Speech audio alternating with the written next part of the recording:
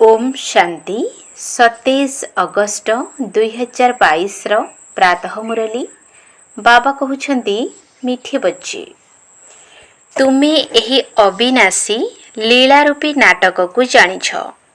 तुम्भे माने ही हेउछ हीरो पाठधारी। तुम्भ मानंकु बाबा आसी एबे जाग्रत करिछंती। तुम्हें यही अविनाशी लीला रूपी नाटक को जानिछ। तुम्भे माने ही हेउछ हीरो पाठधारी। तुम्भ मानंकु बाबा आसी एबे जाग्रत करिछंती।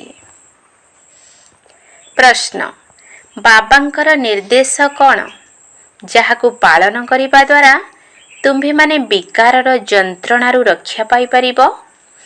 बाबांकर निर्देश कौन जहाकु पालन करिबा द्वारा तुम्भे माने विकारर जंत्रणारु रक्षा पाई परिबो।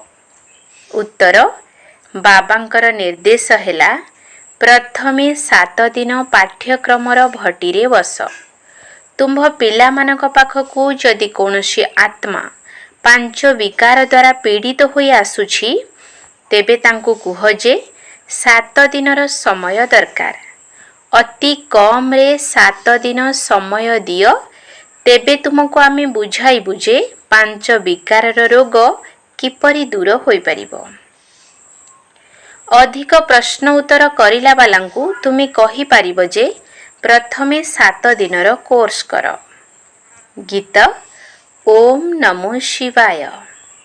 ओम शांति।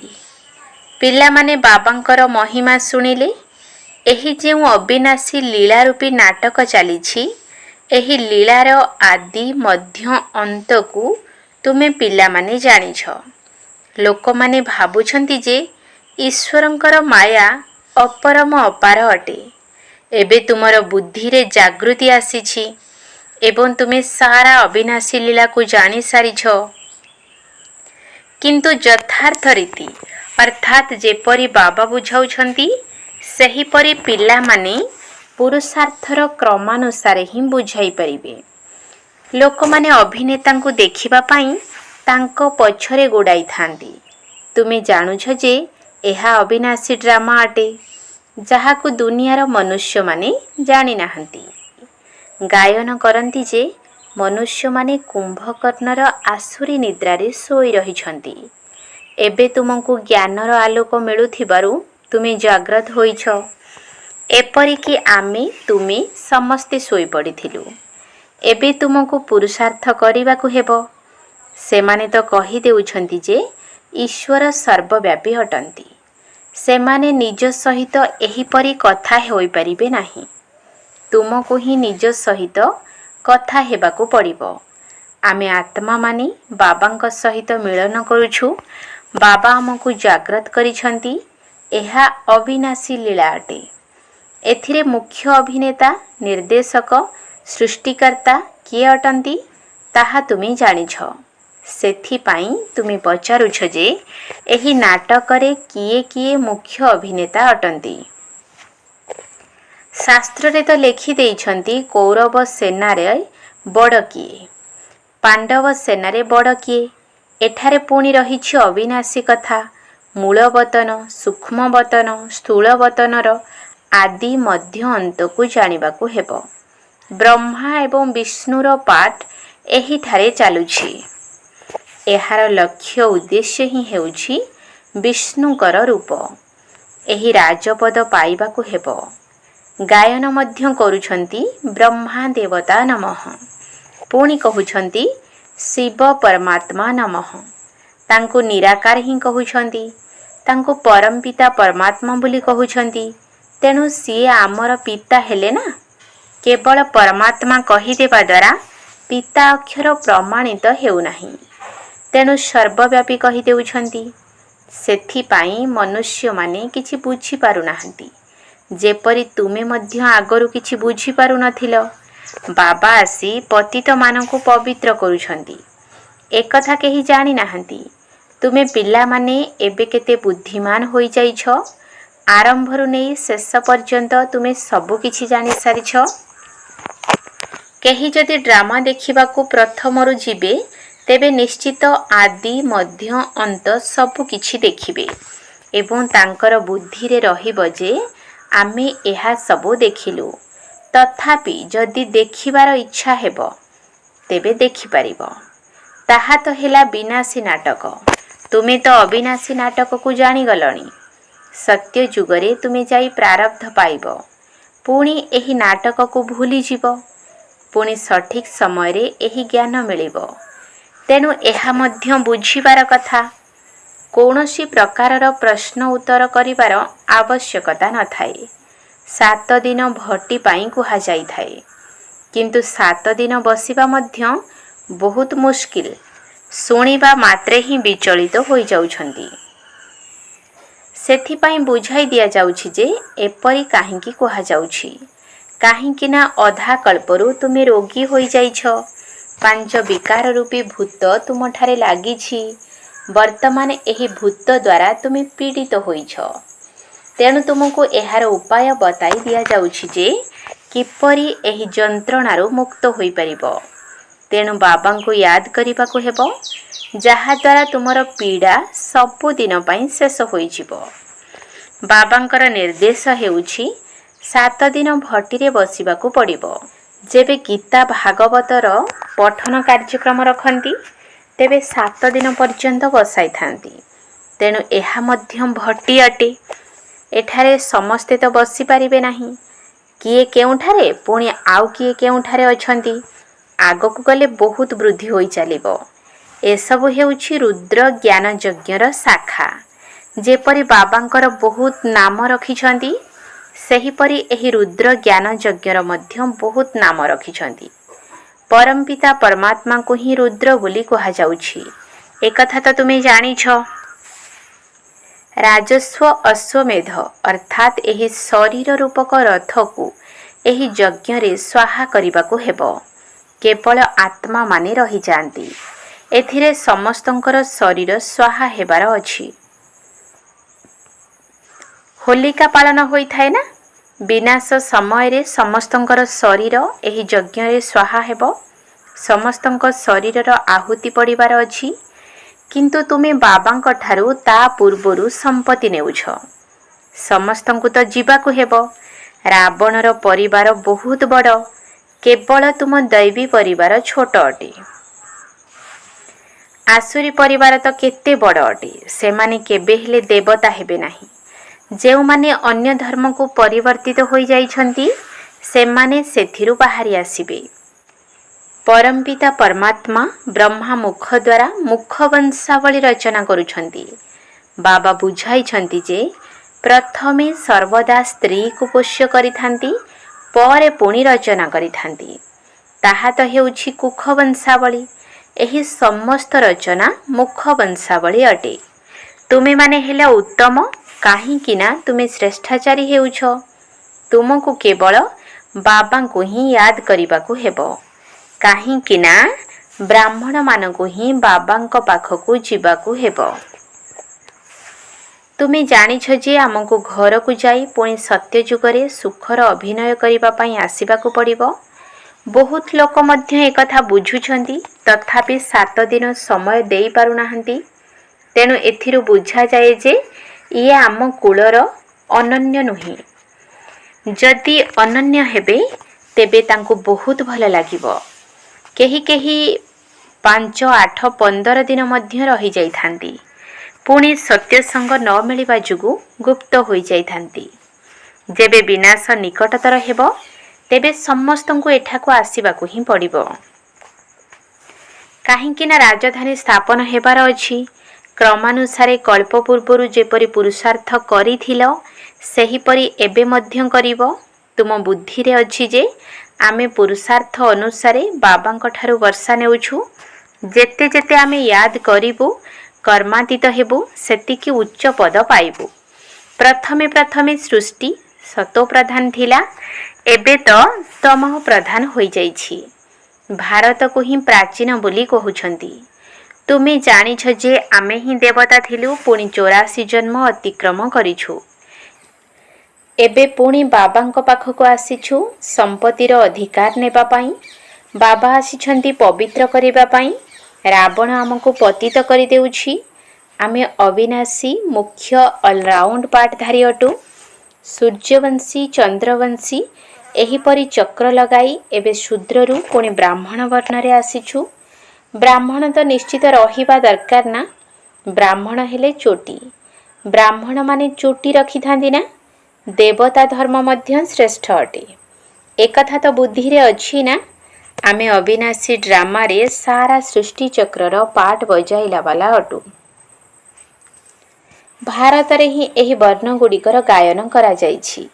प्रायतः विष्णु को ही देखाई थांती। सेथिरु शिव बाबा एवं ब्राह्मण मानकर चुटी को बाद देई देइछंती। ताहा देखाउ नाहंती। एबे तुम बुद्धि रे 84 जन्मर रहस्य रहिछि। तुमे केते जन्म नेउछ? अन्य धर्म वाला केते जन्म नेउछंती? एका परि जन्म तो नेई परिबे नाही। पछरे आसिला वालांकर जन्म कम होई जिवो। प्रथमे प्रथमे आसिला वाला ही 84 जन्म नेउछंती बोली कहिबा। समस्ते कौन सूर्यवंशी रे आसिबे ताहार मध्य हिसाब रहिछि। एहाको विस्तार कुहा जाई थाए। अनेक पिला माने भूली जाउछंती। स्कूल रे मध्य प्रथम द्वितीय पर्याय क्रम रही थाए ना। शिक्षकंकर प्रथमे प्रथमे प्रथम श्रेणी वालांक आड़कू दृष्टि जाई थाए। तेणु तुम बुद्धि रे ज्ञानर आलोक रहिछि आउ प्रत्येकर विस्तार को जाई परिबे नाही। मुख्य धर्म गुड़िक विषय रे बुझाई दिया जाउछि। सारा ड्रामार लीला को बुद्धि रे रखी मध्य तुमे बे जानुछ जे आमको घर को फेरिबा को हेबो। जेबे आमर कर्मातीत अवस्था हेबो तेबे आमे सत्य जुग को जीवार योग्य हेबो। बाबा को मने पकाइबा द्वारा आमर आत्मा पवित्र होई जिवो। पुणी आमको पवित्र शरीर मध्य मिलिबो। बाबा को याद करी करी आमे सत्य जुग को चली जिवो। निजर स्थितिर मात्रा को देखिबा को हेबो। जेते उच्च स्थिति को जीवा सेते खुशीर निशा चढ़िबो। तल को ओह्लाइबा द्वारा खुशीर पारद मध्य तल को खसी जाई थाए। शत प्रधान रु तल को खसी खसी एबे संपूर्ण तम प्रधान होई जाइछु।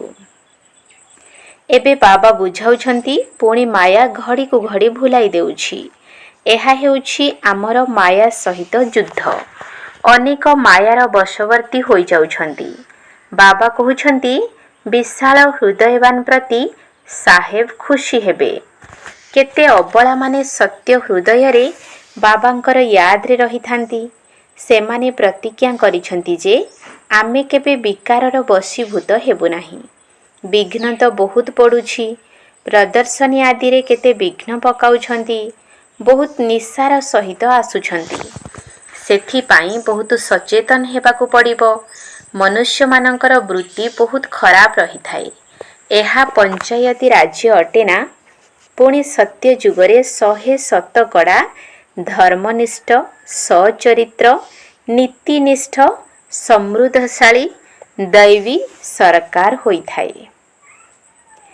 तेणु तुम पिला मानकू बहुत मेहनत करिबा को हेबो। चित्र मध्य बहुत तैयारी हेउछि। एते बड़ चित्र हेउ जे लोक माने दूररु ही पढ़ी परिबे। एहा बहुत बुझिबा एवं बुझाइबार कथा अटे। जहा द्वारा लोक माने बुझिबे जे वास्तव रे आमे स्वर्गवासी थिलु एबे नरकवासी होइछु। पुणी थरे पवित्र हेबाकू पड़िबो। ड्रामार रहस्य मध्य बुझाइबाकू पड़िबो। एही सृष्टि चक्र घुरुछि। केते समय लागुछि? आमे ही विश्वर मालिक थिलु एबे तो एकदम कांगाल होई जाइछु। एथिरे राति दिनर फरक रहिछि। एहा मध्य आम विकर्मर फल अटे जहा कि भोग करिबाकू पड़ुछि। एबे बाबा कर्मातीत अवस्था गढ़िबाकू आसिछंती। भारत कौन थिला एबे कौन होई जाइछि। एबे एही युद्ध रे सारा दुनिया स्वाहा हेबार अछि। एकथा मध्य तुमे पिला माने ही जानिछ। बाबा कहुछंती खूब पुरुषार्थ करी महाराजा महाराणी होई देखाओ। चित्र उपरे भल भाबरे बुझाइबा को हेबो। बुद्धि रे एही कथा मने रहु जे आमे केते श्रेष्ठ थिलु पुणी केते तळकू खसी जाइछु। तुम पाखकू तो बहुत पतित आसीबे।